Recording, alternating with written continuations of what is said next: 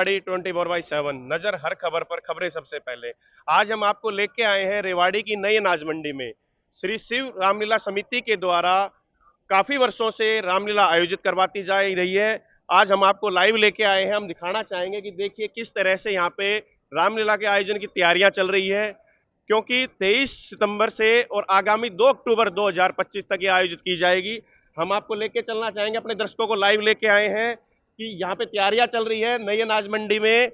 यह रामलीला काफी वर्षों से आयोजित होती आ रही है, लेकिन 2011 के अंदर श्री शिव रामलीला समिति को रजिस्टर्ड करवाया गया था, जो कि उसके बाद लगातार इसको आगामी रूप से सुचारू रखा हुआ है। रेवाड़ी की जनता कहीं ना कहीं आने के लिए इच्छुक भी है, तो अब हम आपको लाइव लेके चलेंगे यहाँ रामलीला समिति के महासचिव दीपक मंगला जी के पास। हम आपको उनसे बात करवाना चाहेंगे, कुछ संदेश है रेवाड़ी की जनता के लिए, तो हम चलेंगे एक बार दीपक मंगला जी के पास। दीपक सर, आपका पहले तो हमारे चैनल पे बहुत बहुत स्वागत है। हमारे दर्शकों को आप क्या बताना चाहेंगे कि रामलीला करवाई जा रही है? मैं चाहूंगा कि एक बार आप हम इधर घूम के आएंगे ताकि पीछे हमारी रामलीला के मंच दिखाई देता रहे। सर, रामलीला आयोजित करवाई जा रही है, ये कब से आयोजित होती आ रही है, इसके बारे में क्या आप कहना चाहेंगे और रेवाड़ी के पब्लिक को क्या संदेश देंगे, जनता को? मैं प्रभु राम की लीला के बारे में इतना कहना चाहूँगा कि 1981 से यहाँ पर नई अनाज मंडी में प्रभु राम की लीला का मंचन होता आ रहा है। किसी कारणवश बीच में 2-4 साल के लिए रुक भी गई थी, फिर ये कंटिन्यूटी से 1995 में ये वापस आ गई। 1995 से लगातार ये चालू है और 2011 के अंदर इसको रजिस्टर्ड भी करा दिया गया था। तो मेरा कहने का मतलब ये है कि एक समय ऐसा था कि प्रभु राम की जो लीला थी, रेवाड़ी में हर गली हर मोहल्ले में प्रभु राम की लीला होती थी। क्या कारण हुआ मैं नहीं समझ पा रहा, जो आज सिर्फ रेवाड़ी में 3-4 लीलाएं हो रही हैं। जैसे हमारे नई अनाज मंडी की है, एक घंटेश्वर मंदिर की है, एक मक्खनलाल की धर्मशाला में होती है और एक रेलवे कॉलोनी की। जो मेरी निगाह में है वो ये 4 रामलीला हो रही हैं। पहले हर गली में रामलीला थी, बैदवाड़े में, मुक्तिवाड़े में, तकिया सराय में, मॉडर्न स्कूल में, बल्लूवाड़े में, रामला ग्राउंड में, सब्जी मंडी में, मतलब मैं कहाँ का नाम लूँ, मुक्तिवाड़े में, धक्का बस्ती में, हर गली में रामलीला थी।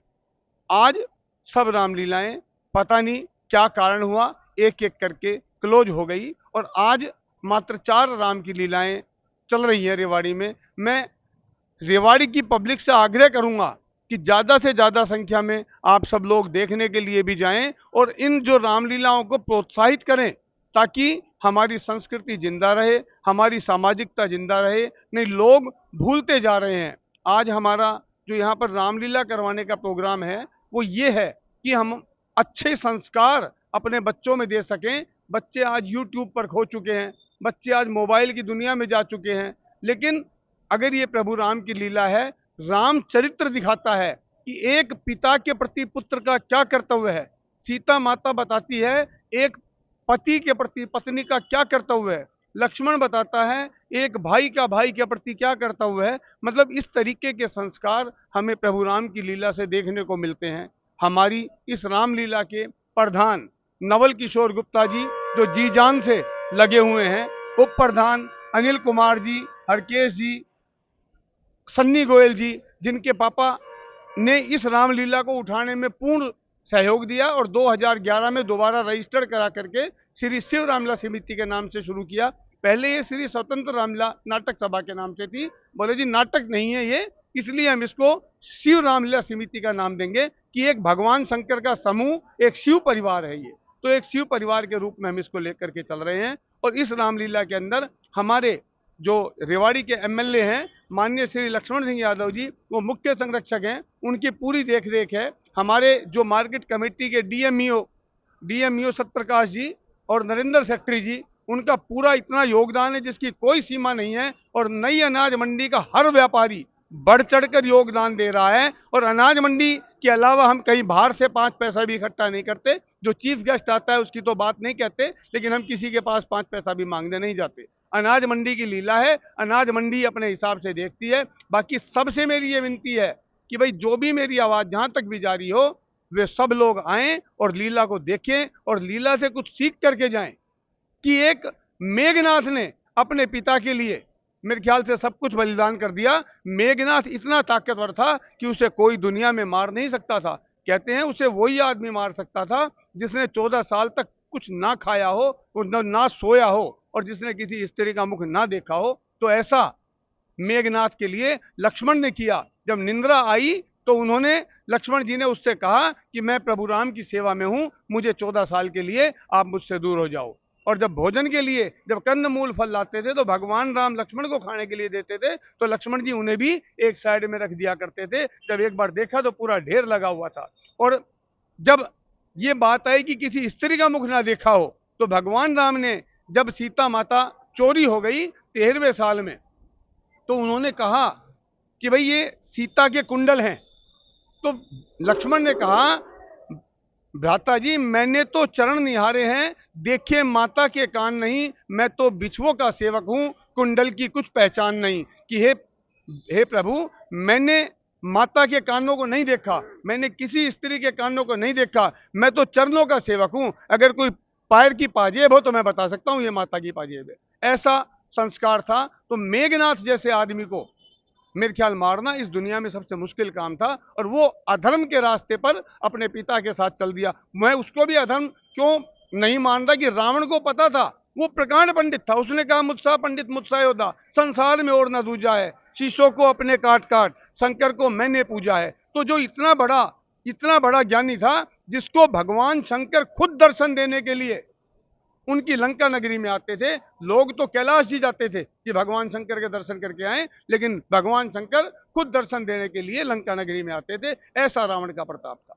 मैं आपको इतना ही बताना चाहूंगा कि प्रभु राम की लीला अच्छे से चलती रहे, अच्छे से होती रहे, और हमारा तो नारा ही जय श्री राम का है। आज मोदी जी ने, आप देखो, 500 साल से अटका हुआ राम मंदिर बना करके तैयार कर दिया, जो एक मेरे ख्याल से विश्व में अजूबा हो गया। तो ये हमारी सरकार का भी कहना है कि भगवान राम से बड़ा इस दुनिया में कुछ नहीं है, और भगवान राम की लीला है। तो मैं चाहूंगा ज्यादा से ज्यादा संख्या में लोग यहाँ आए। सभी अनाज मंडी के व्यापारी, हम उन सब का हार्दिक स्वागत करते हैं जो प्रभु राम की लीला में आ रहे हैं। हम पल के बिछाए उनके स्वागत के लिए बैठे हैं। अभी आपने महासचिव दीपक मंगला जी को सुना, तो आप देख पा रहे होंगे कि रामायण का कितना विस्तृत सुंदर इन्होंने विवरण अपने मुख से किया है। तो हम यही कहना चाहेंगे कि रेवाड़ी के नगरवासियों, आप खुद 23 सितंबर से जो शुरू होने वाली रामलीला है, अपने खुद नई अनाज मंडी में पधारे, अपने परिवार सहित आए, और आप देखें कि कितनी सुंदर भव्य तरीके से रामायण आयोजित की जा रही है। और आपने अभी दीपक मंगला जी के मुखारविंद से भी सुना कि कितना सुंदर विवरण दिया उन्होंने। तो जो एक सामने जब इस स्टेज के ऊपर जब कलाकार अपनी प्रस्तुति देंगे, तो आप खुद अनुमान लगा सकते हैं कि कितना सुंदर विवरण होगा वो।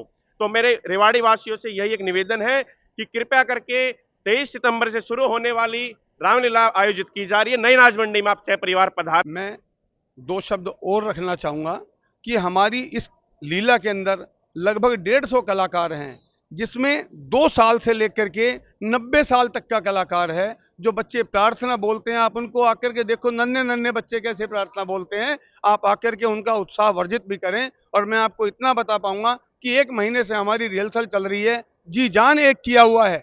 आप लोग आकर के उसे देखेंगे तो उन कलाकारों का मनोबल भी बढ़ेगा, और साथ में आपको अच्छे संस्कार भी मिलेंगे, आपके बच्चों को अच्छे संस्कार देखने को मिलेंगे। इतना ही मेरा कहना है। तो रामलीला आयोजित शुरू होने वाली है कल 23 सितंबर से। तो हम यही कहना चाहेंगे, अपने पूरे परिवार सहित आइए, नई अनाज मंडी में आए। बहुत ही भव्य तरीके से रामलीला आयोजित की जाती है। एक बार मैं अपने कैमरामैन से कहना चाहूंगा, एक बार दिखाएं कि पब्लिक के लिए कितनी अच्छी व्यवस्था की हुई है, कितना लगाया हुआ। आप देख पा रहे होंगे कि एक बहुत ही अच्छे तरीके से आयोजित करवाई जाती है। अभी शुरुआत करने के लिए कल 23 सितंबर से शुरू हो जाएगा। तो रेवाड़ी वासियों को यही है कि अपने कृपया पूरे परिवार सहित आए।